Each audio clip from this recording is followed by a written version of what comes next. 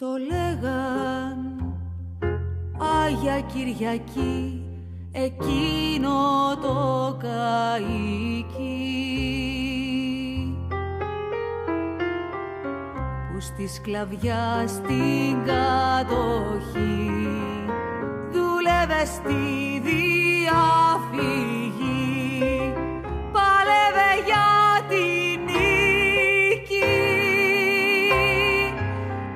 Αλεξάνδρεια Ραφίνα πήγαινε τα χρόνια εκείνα και για μπάρκο μες στα μπάρια είχε μόνο παλικάρια. Αλεξάνδρεια Ραφίνα πήγαινε τα χρόνια εκείνα και για μπάρκο μες στα μπάρια είχε μόνο παλικάρια.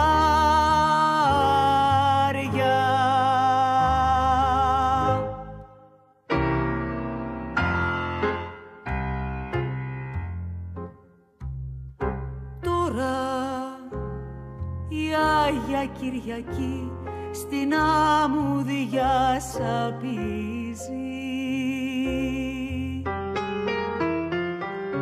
κι όταν τη βλέπω στο γυαλό τρέχει το δάκρυ μου θολό και η καρδιά ραγίζει.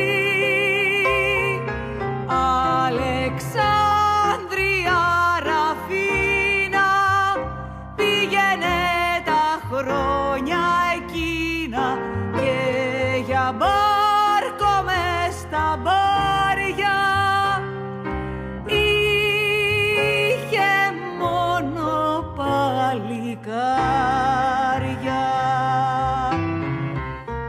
Αλεξάνδρεια Ραφίνα πήγαινε τα χρόνια εκείνα και για μπάρκο